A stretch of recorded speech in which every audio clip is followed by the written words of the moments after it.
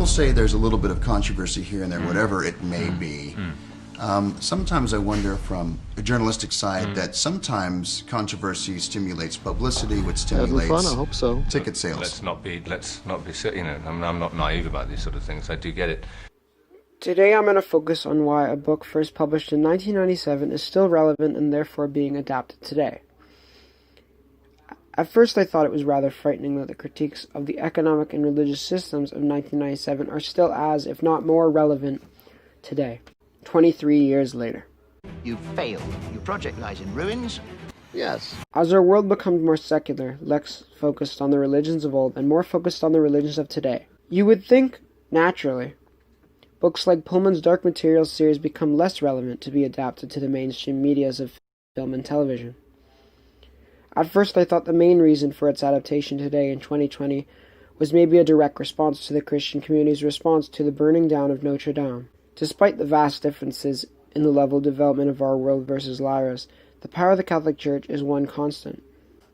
Now, just over 2/3 through the book, there's a point where Lee's hot air balloon is requisitioned by the troops of the Imperial Guard of Muscovy, which is the strongest army in the world, which is sworn to uphold the power of the magisterium.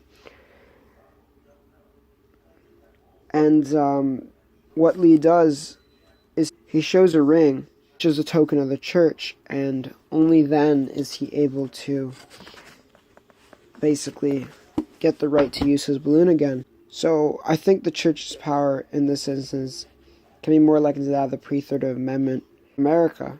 So in this respect, the parallel is less comparable, but I think it can be likened to how some of the states now defend their discriminatory behavior with the backing that, they're doing it in the name of God.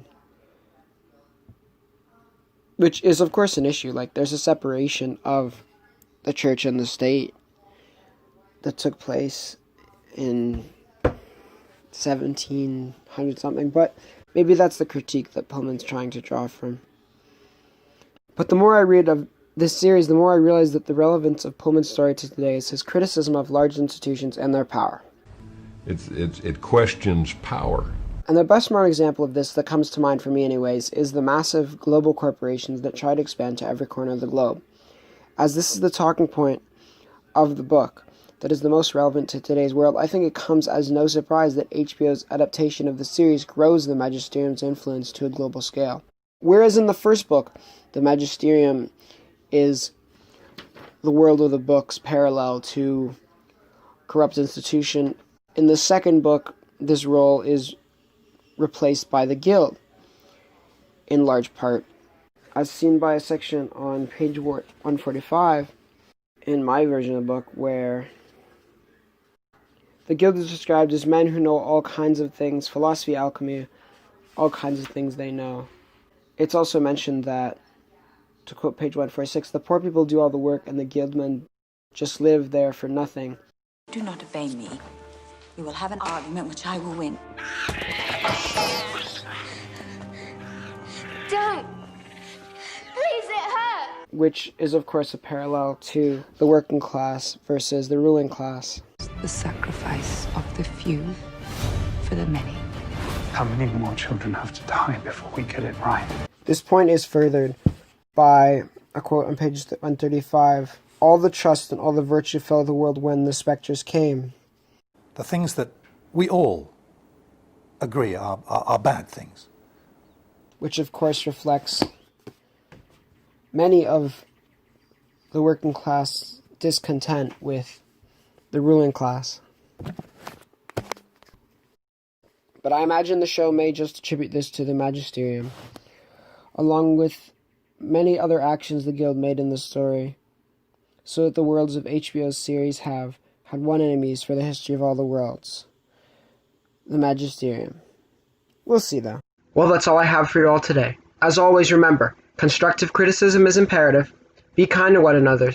Look for the light, you will often find it. This is Emmanuel Goldstein signing off. The controversy, though, I think needs to be, for me, debate is hugely healthy, and anything that raises debate about religion, about life, about growing up, about surviving in the world, and free will, then that has to be a good and healthy thing. Who sent you?